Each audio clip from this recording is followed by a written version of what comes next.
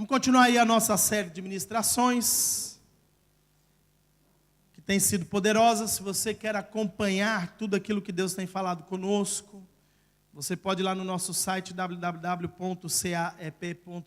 ou então no Facebook da CAP, ok? E acompanhar os nossos vídeos em direto. Temos vindo a falar sobre os dons do Espírito Santo, temos vindo a falar a respeito deste alinhamento e desta ativação do Senhor nas nossas vidas. Nós cremos que este ano é um ano de renovação, amém?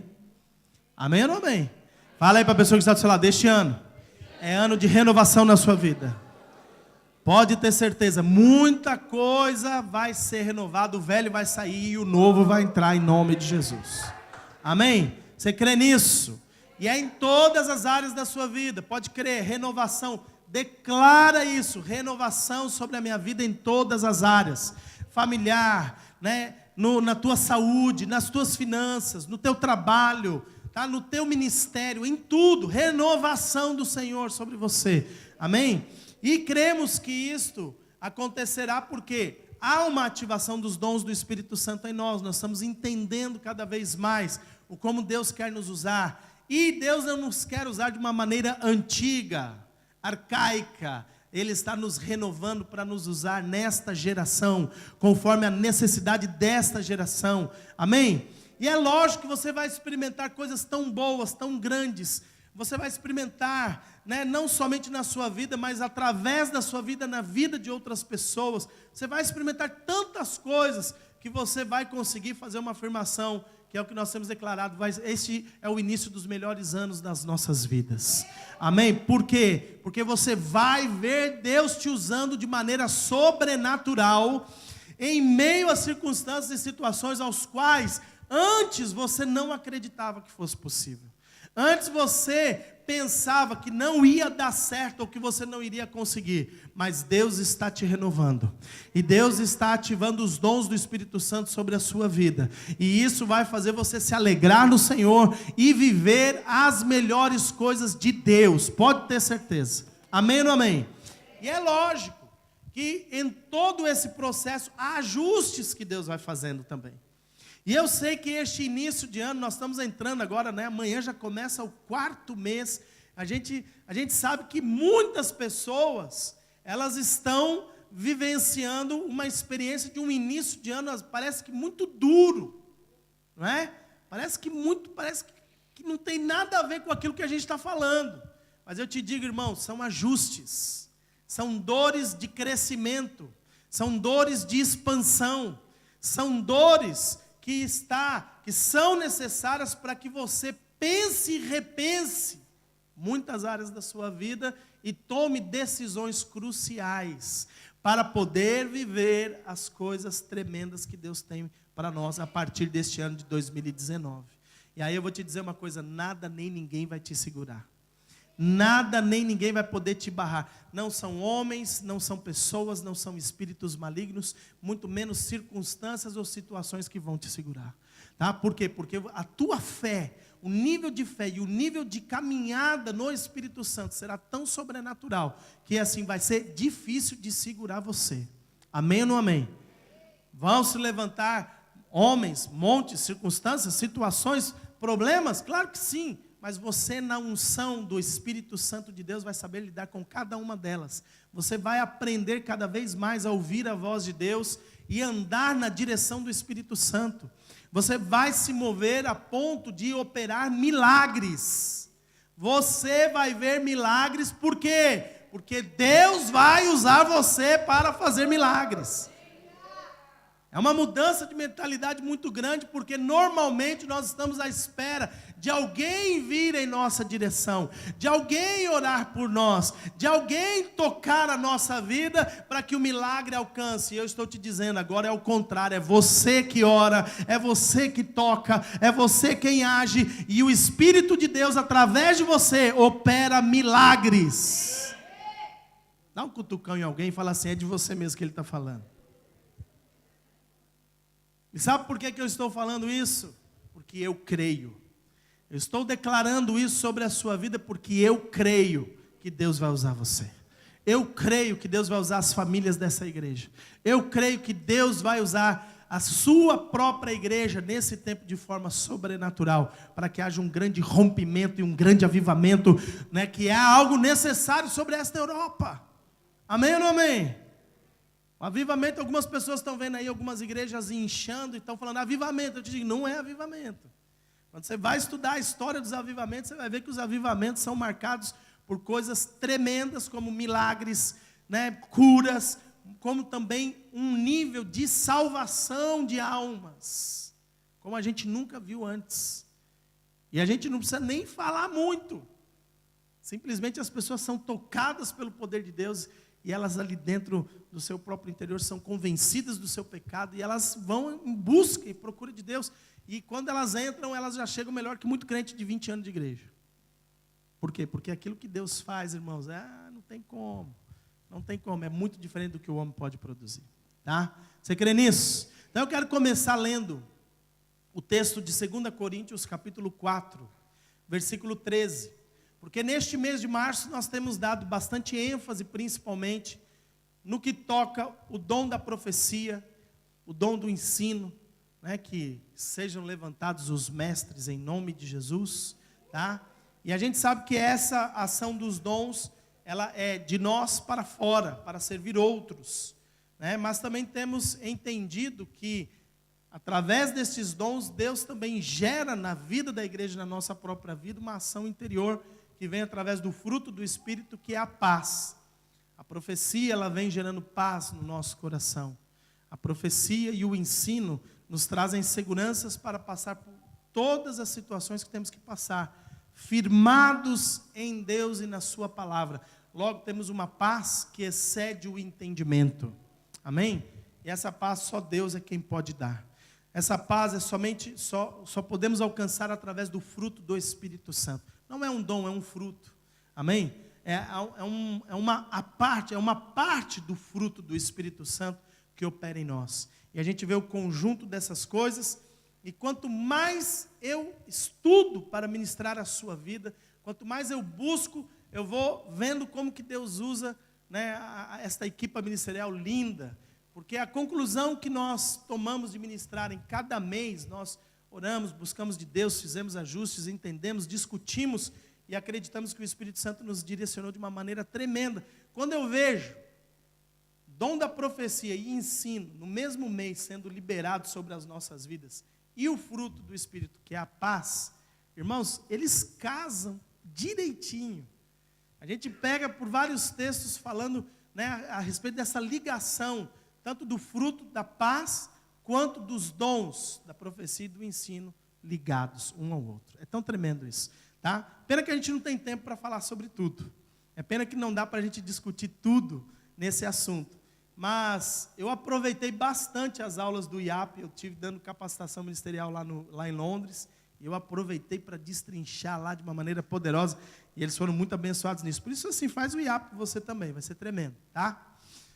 2 Coríntios 4,13, diz assim: temos, portanto, o mesmo espírito de fé. Fala comigo, o mesmo espírito de fé. Como está escrito, crie, por isso falei. Nós cremos também, por isso falamos também. Também falamos. O que é que nos leva a falar? É aquilo que nós cremos. Sai da nossa boca aquilo que nós cremos. E eu quero começar por esse texto, porque na semana passada eu deixei em aberto, e nós estamos falando sobre o dom da profecia e o profetizar. Né? Dentro deste mês de março, já mostramos aqui pelo menos 3 tipos de profecia. Já falamos aqui, né, e procuramos destrinchar esse dom. E eu liberei aqui algumas expressões que eu sei que deixou aí muito crente de cabelo em pé. Se não deixou é porque você está precisando estudar a Bíblia. Amém ou não amém? Mas há algo que eu tenho falado e eu quero sacudir você aí nesse sentido. Eu tenho chegado cada vez mais a certas conclusões no que toca o dom da profecia ou a profecia em si.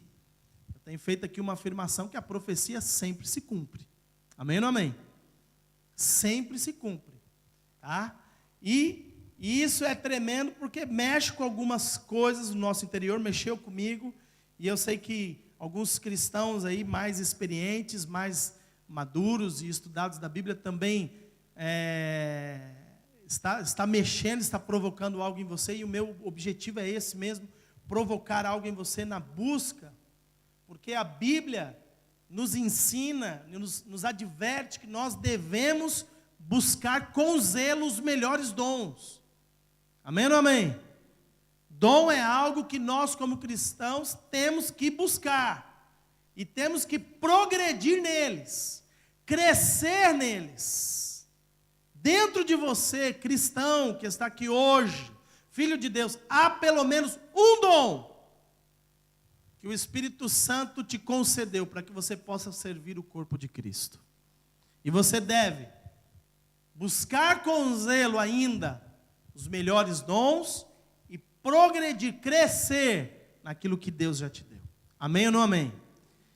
E, dentro desse aspecto, claro, que nós viemos falando aqui sobre o dom da profecia, mostrando os tipos de profecia. Deixei, na semana passada, a profecia pessoal para destrinchar, e terminei dizendo que eu iria falar um pouco hoje sobre as questões de profetizar e profetizar. Olha que tema bonito para a mensagem. Qual é o tema hoje, pastor? Profetizar e profetizar? Mas pode colocar aí assim o dom da profecia e o profetizar, parte 2, que eu vou continuar. Amém? Eu vou continuar mostrando isso para você, por quê? Nós fomos doutrinados ao longo de muitos anos dentro da igreja, e eu cresci dentro da igreja, eu aprendi muita coisa dentro da igreja, com pastores, líderes, com instituto bíblico.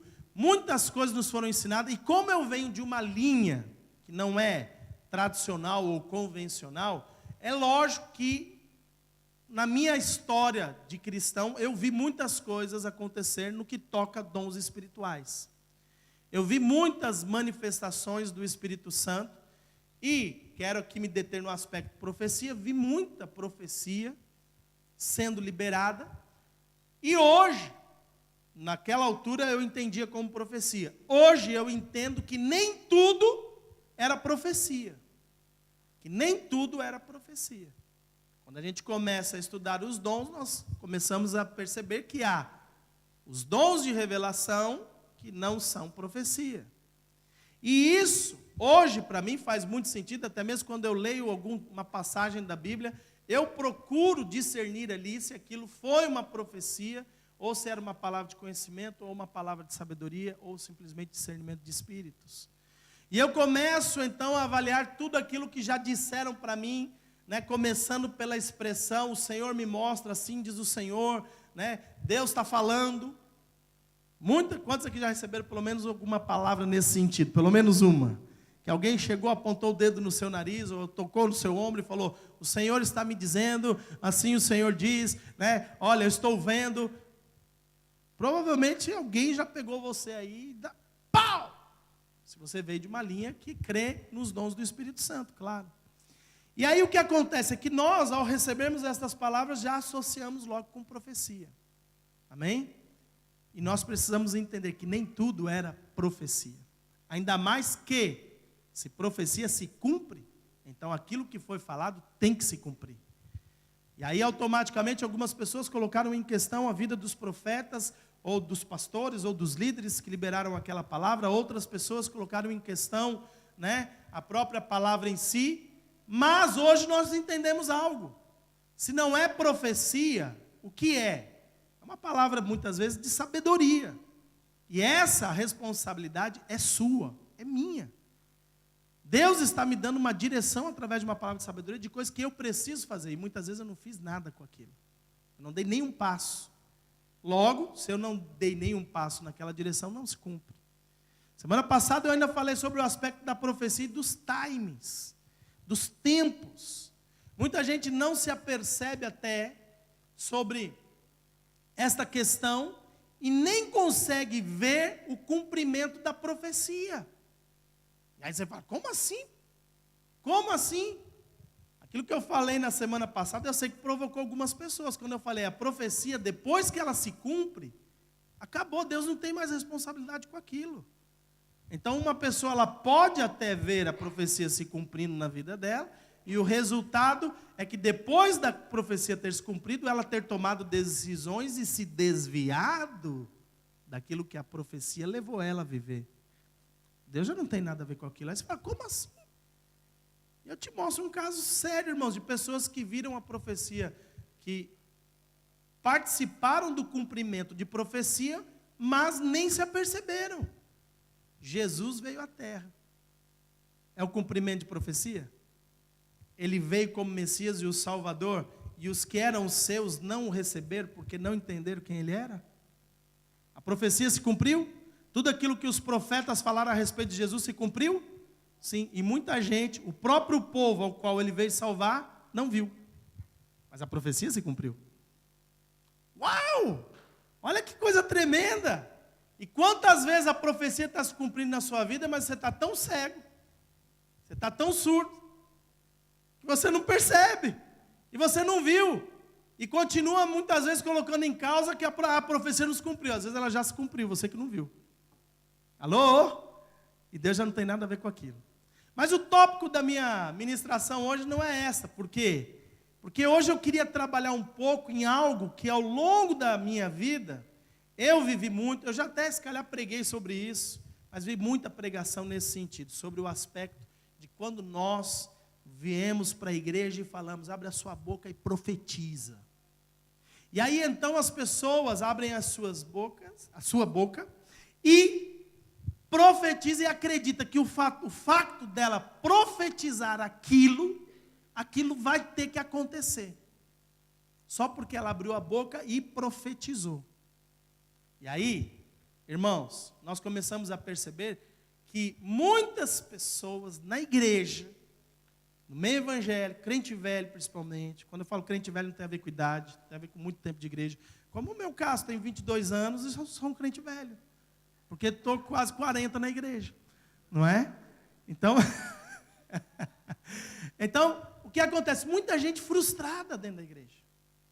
Frustrada por quê? Porque foi ensinado uma forma ou um tipo de evangelho ou de caminhada no meio cristão que não tem a ver com a Bíblia. Vem e é proveniente muitas vezes de técnicas da psicologia. Então é assim, se você hoje jogar na internet só a palavra pensamento positivo, você vai descobrir que é assim, não é só a igreja que ensina pensamento positivo. O que a igreja ensina pensamento positivo? Não, pastor, o senhor está errado. E eu te digo, nem sempre estou errado. Porque muita gente está sendo induzida a pensar positivamente sobre determinadas coisas da sua vida, determinadas coisas da sua caminhada, principalmente no que toca a necessidades. E elas não veem o resultado disso. Mas elas acreditam que se elas pensarem positivamente, e se elas abrirem a sua boca e profetizarem de acordo com aquilo que elas estão pensando positivamente, aquilo mais dia, menos dia vai acontecer. E eu te digo, cuidado, isso pode ser nova era. Isso pode ser nova era na sua vida, e você está sendo levado a viver dentro da igreja um princípio que não é cristão. Como assim? Não é cristão? Eu te digo e começo por esse texto aqui. O apóstolo Paulo, ele fala que aqueles que têm o mesmo espírito de fé, nós estamos aqui, quem é o espírito de fé? Qual é o mesmo espírito de fé? Nosso espírito ligados com o Espírito Santo na mesma fé. O espírito de fé, você pode ver, não está com letra maiúscula, não está falando do Espírito Santo, mas está falando do teu espírito convertido numa mesma fé. Eu ainda brinquei um pouquinho semana passada que está cheio de cristão vivendo a fé que não é a fé bíblica. Eles vão buscar princípios até no kardecismo, nos testemunhos de Jeová, no adventismo, e vai por fora. Mas a fé bíblica, muitas vezes ela é descartada, porque a fé bíblica exige de nós uma certa responsabilidade. Ela exige de nós um preço a ser pago. E é o que eu te falo, irmãos, infelizmente, nós, igreja, não podemos facilitar o preço. Jesus não deu outra alternativa para nós, a não ser quem quiser vir após mim, negue-se a si mesmo, tome diariamente a sua cruz e siga-me. Não tem outra forma, querido. Não tem outro meio. Mas existe aí determinadas igrejas e religiões que facilitam a coisa e falam que existem outras formas. Mas não existe. Não existe. Agora, esse espírito de fé, ele tem que estar baseado no quê? Na fé, na palavra de Deus, em Deus que escreveu a sua palavra, e principalmente em Cristo, que é a palavra. Logo, a nossa fé não vai fugir do que é a palavra de Deus. Amém ou amém? Então não tem a ver com chavões evangélicos. Não tem a ver com certas palavras ou expressões que a gente ouve e são muito bonitas, e muitas vezes elas não estão nem escritas na palavra de Deus. Foi alguém que falou. Foi aí um famoso lá atrás que falou. Às vezes foi até um bom pregador que na hora foi usado por Deus naquele momento e liberou uma palavra tremenda, mas não é a palavra de Deus escrita, a própria palavra. E aquilo vira um chavão, aquilo vira, uma frase pronta, que o próprio cristão nem sabe onde ela se encontra, quem veio, qual é a origem. E ele toma aquilo e ele começa a declarar aquilo como uma verdade sobre a vida dele, sobre a casa dele. E ele declara e profetiza aquilo, pensando positivamente que vai acontecer. E o resultado é que nem sempre vai acontecer. E então vem a frustração. E então vem, aquela disposição mental de fracasso. Porque acontece com um, não acontece comigo. Porque acontece com aquele cristão, mas na minha vida as coisas não acontecem. E aí eu te digo, irmãos, Deus nunca vai invalidar a sua palavra. Por isso, quando o apóstolo Paulo está falando a respeito de falar algo e profetizar, significa falar em nome de alguém, ou falar por alguém, tá? Nós não profetizamos em nosso nome, nós não profetizamos por nós mesmos. A própria profecia, ela não tem origem em nós, ela não tem origem em nós. O apóstolo Pedro, quando fala sobre o assunto de profecia, ele fala que todos os homens que falaram inspirados pelo Espírito Santo de Deus. Nós vimos aqui outros casos na Bíblia, como o profeta Ágabo, ele fala que entendendo do Espírito Santo, então profetizou. Nós vemos aqui o pai de João Batista, Zacarias, que diz, cheio do Espírito Santo, profetizou. Ou seja, a profecia não é algo que nasce do nosso coração ou da nossa vontade. Quando nós profetizamos de acordo com a vontade do Pai, de acordo com a direção do Espírito Santo, que concorda com o Pai e não invalida a palavra. Logo, quando nós estamos abrindo a boca e declarando, vamos profetizar sobre a nação, vamos profetizar sobre a sua casa, vamos profetizar, nós não estamos falando do dom da profecia. É a primeira coisa que você precisa entender. Isso não é o dom da profecia manifestando. Mas é você pegando outro princípio, que é abençoar. E a Bíblia fala, abençoarei aqueles que você vai abençoar. E amaldiçoarei aqueles que você amaldiçoar. Amém ou não amém? Então veja bem, claro, quando você está falando, você parece, olha, o irmão está profetizando, mas nem sempre você está simplesmente abençoando. Amém ou não amém? E há algo tremendo, que quando Deus concorda com a bênção que está sendo liberada, ninguém vai mudar isso é verdade. Ninguém vai mudar isso. Nós pegamos pelo exemplo do próprio Balaão, que foi comprado para profetizar, e na verdade, quando você vai ver o contexto real, Balaque estava pagando para que Balaão amaldiçoasse Israel. Mas a expressão bíblica que é utilizada lá, profetiza contra eles. Mas a bem da verdade, o que ele estava dizendo, lança uma sentença de maldição contra eles. Lança sobre eles, não o abençoa. Mas aí Balaão ia, e Deus abria a boca dele e ele abençoava. Por quê? Deus falou logo na primeira visita que os príncipes de Balaque chegaram lá para falar com ele. Deus falou logo na primeira visita para Balaão. Deus falou assim: quem são esses caras aí que estão contigo, meu? Falei, são aí, ó, né, mandados de Balaque, eles estão querendo aí que eu, né, profetize e amaldiçoe lá Israel, que está chegando, porque eles estão vindo destruindo tudo.